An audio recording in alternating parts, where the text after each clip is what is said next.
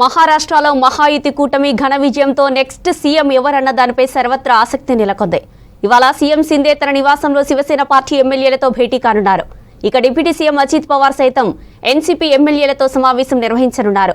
Maharashtra CM BJP నేత దేవేంద్ర ఫడ్నవీస్ అవుతారన్న వార్తలు వస్తున్న టైంలో ఇవాళ సిందే, అజిత్ పవార్లు తమ ఎమ్మెల్యేలతో భేటీ కానుండడం ఆసక్తిగా మారింది. ఇక 288 అసెంబ్లీ సీట్లున్న మహారాష్ట్రలో బీజేపీ 132 సీట్లు, సిందే శివసేన 57 సీట్లు, అజిత్ పవార్ 41 స్థానాల్లో విజయం సాధించారు. ఇక మహారాష్ట్ర అసెంబ్లీలో మ్యాజిక్ ఫిగర్ 145 కాగా బీజేపీకి 132 సీట్లు వచ్చాయి. మహారాష్ట్రలో మహాయుతి కూటమి ఘన విజయంతో నెక్స్ట్ సీఎం ఎవరన్న దానిపై సర్వత్రా ఆసక్తి నెలకొంది. ఇవాళ సీఎం సిందే తన నివాసంలో శివసేన పార్టీ ఎమ్మెల్యేలతో భేటీ కానున్నారు.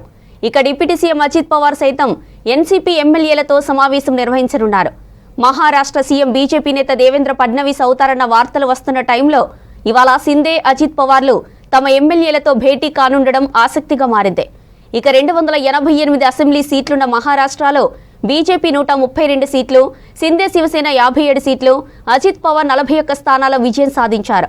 ఇక మహారాష్ట్ర అసెంబ్లీలో మ్యాజిక్ ఫిగర్ 145 కాగా బీజేపీకి 132 సీట్లు వచ్చాయి. మహారాష్ట్రలో మహాయుతి కూటమి ఘన విజయంతో నెక్స్ట్ సీఎం ఎవరన్న దానిపై సర్వత్రా ఆసక్తి నెలకొంది. ఇవాళ సీఎం సిందే తన నివాసంలో శివసేన పార్టీ ఎమ్మెల్యేలతో భేటీ కానున్నారు. ఇక డిప్యూటీ సీఎం అజిత్ పవార్ సైతం ఎన్సీపీ ఎమ్మెల్యేలతో సమావేశం నిర్వహించనున్నారు. మహారాష్ట్ర సీఎం బీజేపీ నేత దేవేంద్ర ఫడ్నవీస్ అవుతారన్న వార్తలు వస్తున్న టైంలో ఇవాళ సిందే, అజిత్ పవార్లు తమ ఎమ్మెల్యేలతో భేటీ కానుండడం ఆసక్తిగా మారింది. ఇక 288 అసెంబ్లీ సీట్లున్న మహారాష్ట్రలో బీజేపీ 132 సీట్లు, సిందే శివసేన 57, అజిత్ పవార్ 41 స్థానాల్లో విజయం సాధించారు. ఇక మహారాష్ట్ర అసెంబ్లీలో మ్యాజిక్ ఫిగర్ 145 కాగా బీజేపీకి 132 సీట్లు వచ్చాయి. మహారాష్ట్రలో మహాయుతి కూటమి ఘన విజయంతో నెక్స్ట్ సీఎం ఎవరు అన్న దానిపై సర్వత్రా ఆసక్తి నెలకొంది. ఇవాళ సీఎం సిందే తన నివాసంలో శివసేన పార్టీ ఎమ్మెల్యేలతో భేటీ కానున్నారు. ఇక డిప్యూటీ సీఎం అజిత్ పవార్ సైతం ఎన్సీపీ ఎమ్మెల్యేలతో సమావేశం నిర్వహించనున్నారు.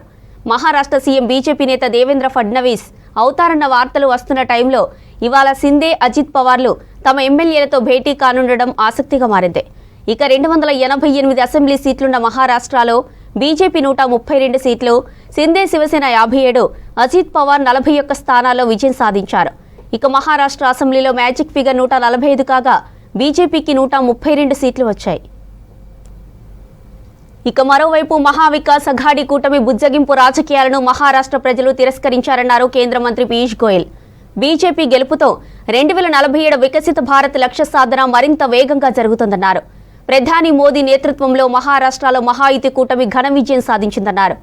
రాష్ట్రాభివృద్ధి కోసం బీజేపీ ప్రభుత్వం కృషి చేస్తుందన్నారు కేంద్ర మంత్రి పీయూష్ గోయల్.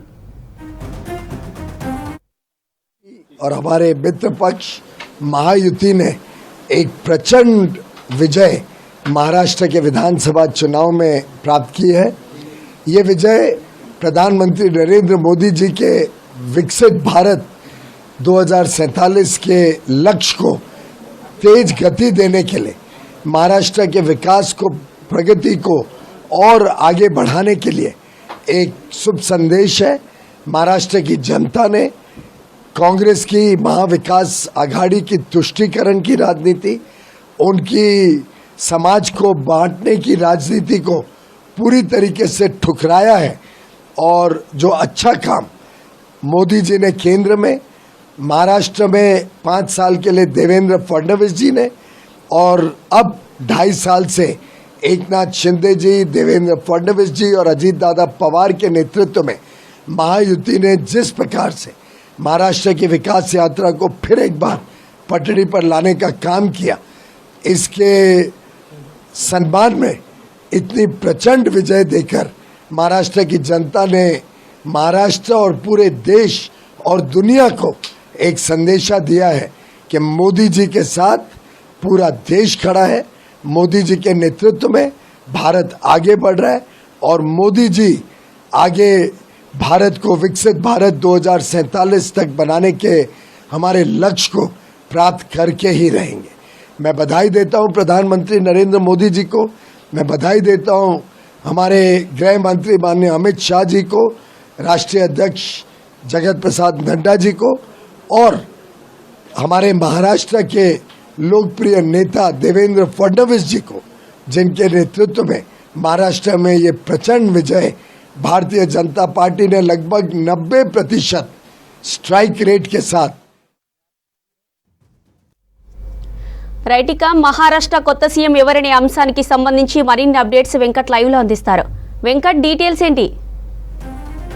ప్రస్తుతం మహారాష్ట్ర జార్ఖండ్ ఎన్నికల తంతు పోలింగ్ కౌంటింగ్ ముగిసిన తర్వాత రెండు రాష్ట్రాల్లో ఎవరు ముఖ్యమంత్రి అవుతారన్నది రాజకీయ వర్గాల చర్చ. అయితే ఎలాగూ జార్ఖండ్లో హేమంత్ సోరెన్ నాయకత్వంలో అక్కడ కొత్త ప్రభుత్వం కొలువు తీరబోతుంది. దానికి కొంత టైం ఉంది. కానీ మరొక 48 గంటల్లోగా మహారాష్ట్రలో కొత్త ప్రభుత్వం కొలువు తీరాలి. ఎందుకంటే అక్కడ సమయం లేదు కాబట్టి, నిన్నటి వరకు కేవలం 72 గంటల సమయం మాత్రమే ఉంది కాబట్టి, ఇవాటికి 48 గంటల సమయం ఉంది కాబట్టి మరొక 48 గంటల్లో అంటే 2 రోజుల్లో ఖచ్చితంగా మహారాష్ట్రలో కొత్త ప్రభుత్వం కొలువు తీరాలి. నిన్న వచ్చిన ఫలితాల ప్రకారం ఎన్డీఏ కూటమికి మెజార్టీ ఓటర్లంతా కూడా పట్టం కట్టారు. దాదాపు 132 స్థానాలతో సింగిల్ లార్జెస్ట్ పార్టీగా బీజేపీ అక్కడ అవతరించింది. అదేవిధంగా 57 స్థానాలతో శివసేన సిండే వర్గం ఉంది. 41 స్థానాలతో ఎన్సీపీ అజిత్ పవార్ ఉన్నారు. సో ఈ 3 పార్టీల కూటమితో కలిసిన ఎన్డీఏ కూటమి అక్కడ ప్రభుత్వం అధికారంలోకి వస్తుంది. కాబట్టి ముఖ్యమంత్రి అభ్యర్థి ఎవరు అన్న దానిపై 3 కూటముల్లో 3 రాజకీయ పార్టీల్లో విస్తృతంగా చర్చ కొనసాగుతుంది. అయితే తమకు ఈసారి డెఫినెట్గా అవకాశం ఇవ్వాలని ఇప్పటికే భారతీయ జనతా పార్టీ చాలా సీరియస్గా ఉంది. అక్కడ గతంలో ముఖ్యమంత్రిగా పనిచేసి నిన్నటి వరకు ఉప ముఖ్యమంత్రిగా ఉన్న దేవేంద్ర ఫడ్నవీస్, నేను సీఎం రేస్లో ఉన్నాను, ఈసారి బీజేపీకి మాత్రమే ముఖ్యమంత్రి అవకాశం ఉంటుందని నిన్న కొంత లీక్ కూడా ఇవ్వడం జరిగింది.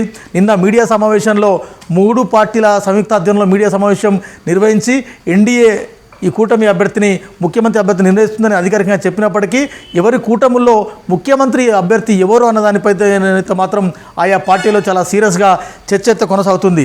జ్యోతి, మనం చూస్తున్న ప్రస్తుతం ముంబైలో 3 కూటముల్లో 2 కూటములు వేరువేరుగా సమావేశమయ్యాయి. ఇప్పటికే ముంబైలోని దేవగిరి బంగ్లాలో ఎన్సీపీ అజిత్ పవార్ సమావేశమవుతున్నారు.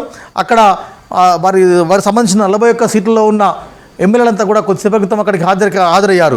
మరి కాసేపట్లో హోటల్ తాజ్లో కూడా షిండే వర్గం సమావేశం జరుగుతోంది. సో అక్కడ ఆ కూటమి అభ్యర్థులు కూడా, ఆ కూటమి ఎమ్మెల్యేలు కూడా అక్కడికి ఆ భేటీకి హాజరయ్యారు. అయితే సరే, షిండే మాత్రం నేను ముఖ్యమంత్రిగా పనిచేశాను కాబట్టి నా సమయం పూర్తి టర్మ్లో నేను చేయలేకపోయాను కాబట్టి నాకు ఒక 2 సంవత్సరాల అవకాశం ఇవ్వాలని షిండే అభ్యర్థిస్తున్నట్టుగా, షిండే ఎన్డీఏకి ముఖ్యంగా బీజేపీ ఒక ప్రబోధనలు పెడుతున్నట్టుగా ఒక సమాచారం వస్తూ ఉంది. సేమ్ టైంలో ఎన్సీపీ కూడా ఈసారి తమకు ఉప ముఖ్యమంత్రి పదవి ఇవ్వాలి, దాంతోపాటు 6 మంత్రివర్గ కీలకమైన మంత్రివర్గ శాఖలు ఇవ్వాలని కూడా ఎన్సీపీ అజిత్ పవార్ వర్గం పట్టుబడుతున్నట్టుగా మనకు తెలుస్తుంది. సో ముఖ్యంగా ఆయా కూటముల్లో ఎవరైతే సీనియర్ ఎమ్మెల్యేలుగా గెలిచిన వారు ఉన్నారో వారిని ఎలా అకామిడేట్ చేయడం అనేది ఆయా కూటములకు పెద్ద సమస్యగా మారుతుంది. ఇప్పటికే బీజేపీ నుంచి దేవేంద్ర ఫడ్నవీస్ ఇంకా ఆ కూటమి ఎల్పీ భేటీకి కాలేదు. ఈ సాయంత్రం కానీ రేపు ఉదయం కానీ బీజేపీ ఎల్పీ భేటీ ఉంటుంది. అంటే 3 ఎల్పీ భేటీల తర్వాత ముగ్గురు కలిసి ఒక ఎన్డీఏ సమావేశాన్ని ఏర్పాటు చేసుకొని సంయుక్తంగా ముఖ్యమంత్రి అభ్యర్థిని అక్కడ అనౌన్స్ చేసే అవకాశం ఉంది. సో ఈలోగా ఆయా కూటమిలో భేటీల్లో మా పార్టీ నుంచి ఈయన ముఖ్యమంత్రి అభ్యర్థి అని అధికారికంగా చెప్పే అవకాశం ఉంది. మరి కాసేపట్లో షిండే వర్గం కూడా అధికారికంగా ప్రెస్ మీట్ పెట్టే అవకాశం ఉందని చెబుతున్నారు.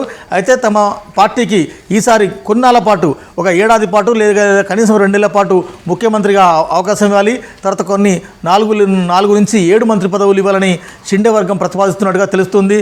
సో ముఖ్యమంత్రి పదవిని షిండే వర్గం అధికారికంగా ప్రతిపాదిస్తుంది కాబట్టి బీజేపీ దాని మీద ఎలా రెస్పాండ్ అవుతుందన్నది రాజకీయ వర్గాల్లో ఒక చర్చ అవుతుంది. సేమ్ టైంలో అజిత్ పవార్ వర్గం నుంచి ఒక ఉప ముఖ్యమంత్రి పదవి, లేకుంటే ఉప ముఖ్యమంత్రి పదవితో పాటు 4 నుంచి 6 కీలకమైన మంత్రి పదవులు ఇవ్వాలని కూడా ఆ భేటీలో చర్చిస్తున్నట్టుగా మనకు తెలుస్తుంది. ఇంకా బీజేపీ ఎల్పీ మీటింగ్ సమావేశం తేదీ కానీ సమయం కానీ ఖరారు కాలేదు. బీజేపీ ఎల్పీ మీటింగ్ సమావేశం ఈ సాయంత్రం ఉండే అవకాశం ఉంది. కానీ మహారాష్ట్రలో చాలా రోజుల తర్వాత సింగిల్ లార్జెస్ట్ పార్టీగా బీజేపీ అవతరించిన నేపథ్యంలో బీజేపీకే ఈసారి ముఖ్యమంత్రి అభ్యర్థిత్వాన్ని కట్టబెట్టే అవకాశం ఉందని కూడా ఎన్డీఏ కూటమిలోని కొన్ని వర్గాలు చర్చించుకుంటున్నాయి. గతంలో ముఖ్యమంత్రి హోదాలో పనిచేసిన దేవేంద్ర ఫడ్నవీస్ ఒక అడుగు వెనక్కి తగ్గి షిండే కోసం, ముఖ్యంగా జాతీయ పార్టీ బీజేపీ నాయకత్వం కోసం అక్కడకు ఉన్న కొన్ని రాజకీయ సమీకరణల నేపథ్యంలో ఒక అడుగు వెనక్కి తగ్గి ఒక మెట్టు కిందికి తగ్గి ముఖ్యమంత్రిగా పనిచేసిన దేవేంద్ర ఫడ్నవీస్ డిప్యూటీ ఉప ముఖ్యమంత్రిగా పనిచేసినారు. సో ఈసారి బీజేపీకి అనూహ్యమైన మెజార్టీ వచ్చింది, సింగిల్ లార్జెస్ట్ పార్టీగా వచ్చింది. 140 స్థానాల్లో పోటీ చేసిన బీజేపీ 90% స్ట్రైక్ రేటుతో దాదాపు 132 స్థానాలు వచ్చాయి. కాబట్టి ఈసారి డెఫినెట్గా బీజేపీకి మాత్రమే సీఎం అభ్యర్థి అవకాశం దక్కితే ఆ పార్టీ క్యాడర్ కానీ ఆ పార్టీ నుంచి గెలిచిన సీనియర్ ఎమ్మెల్యేలో కొంత మనోస్థైర్యం ఉంటుంది, కొంత నైతిక బలం ఉంటుంది. ఎందుకంటే సింగిల్ లార్జెస్ట్ పార్టీ బీజేపీ ఉంది కాబట్టి సింగిల్ లార్జెస్ట్ పార్టీకి మాత్రమే ముఖ్యమంత్రి పీఠం ఇవ్వాలని, ముఖ్యమంత్రి అవకాశం ఇవ్వాలని మెజార్టీ బీజేపీ నేతలు ఎమ్మెల్యేలు ఆ పార్టీ అధినాయకత్వాన్ని కోరుతున్నట్టుగా తెలుస్తోంది. ఈ ఉదయం అమిత్ షా అదేవిధంగా కొంతమంది కీలక నేతలు ఫడ్నవీస్తో కూడా చర్చించినట్టు తెలుస్తుంది. అయితే ఈ సాయంత్రం కానీ రేపు ఉదయం కానీ బీజేపీ ఎల్పీ మీటింగ్లో ఎల్పీ లీడర్ ఎవరనేది తేలబోతుంది. సో ముఖ్యంగా 3 కూటమిల ఎల్పీ భేటీల తర్వాత రేపు మధ్యాహ్నం ఇదే ముంబైలో ఎన్డీఏ కూటమి భేటీ ఉంటుంది. ఆ భేటీలో అమిత్ షా అదేవిధంగా మిగిలిన కీలకమైన నేతలు ఆ భేటీకి హాజరయ్యే అవకాశం ఉంది. అక్కడ ముఖ్యమంత్రి అభ్యర్థిని అనౌన్స్ చేసే అవకాశం ఉంది. సో ముఖ్యమంత్రి అభ్యర్థి మహారాష్ట్ర నుంచి ఎవరనేది రాజకీయ వర్గాల్లో కొంత చర్చతో కొనసాగుతుంది. మెజార్టీ వర్గాలు దేవేంద్ర ఫడ్నవీస్కి లేకుంటే బీజేపీలోని మరే సీనియర్కు అప్పచెప్పాలని లేకుంటే ఆ పార్టీకి అవకాశం ఇవ్వాలని ఒక ప్రతిపాదన ఉన్నప్పటికీ కానీ షిండే వర్గం నుంచి చాలా కీలక ప్రయారిటీ కాబట్టి షిండే వర్గం మేజర్ పార్ట్నర్ కాబట్టి ఆ వర్గాన్ని కూడా సాటిస్ఫై చేయాలి. కాబట్టి వారికి ఉప ముఖ్యమంత్రి పదవి ఇస్తారా లేకుంటే మనకి కోరిన మంత్రి పదవి కంటే ఇంకొక 2 అదనంగా ఇస్తారన్నది పెద్ద ఎత్తున ఒక చర్చ కొనసాగుతుంది. అయితే ఒక ముఖ్యమంత్రి పదవి కనుక బీజేపీకి వస్తే కీలక మంత్రిత్వ శాఖలన్నీ కూడా ఎన్సీపీ అజిత్ పవార్ అదేవిధంగా షిండే వర్గానికి కేటాయించే అవకాశం ఉంది.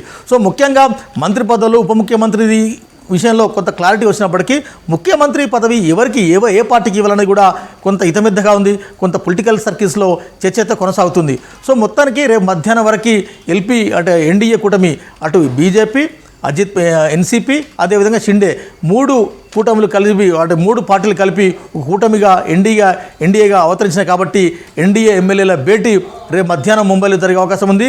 రేపటి భేటీలో ముఖ్యమంత్రి అభ్యర్థి ఎవరన్న దానిపై ఒక క్లారిటీ వచ్చే అవకాశం ఉంది. ఈ భేటీకి అమిత్ షాతో పాటు బీజేపీలోని కీలక నేతలు అక్కడ హాజరయ్యే అవకాశం ఉంది.